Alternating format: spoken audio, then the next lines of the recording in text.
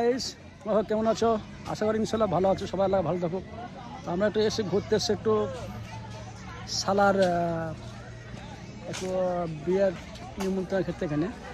তো এই হচ্ছে সালার টাপুর লজের এখানে এসেছি, ঠিক আছে? তো আমরা এখানে এসে বসে বিয়ের অনুষ্ঠানে খাওয়া দাওয়ার পরে আমরা বসে আছি পার্কের মধ্যে। তো পার্কের আয়তনে একটু ছোট বসো, তবে খুব সৌন্দর্য। মাঝখানে পুকুরটা বানিয়েছে আর সাইডে গাছও লাগিয়েছে। তো একটু নিউ প্লেস আর কি। প্রথম এদিকে এসেছি ঘুরতে, সাইডে পার্কটা তো তৈরি করেছে অবশ্য।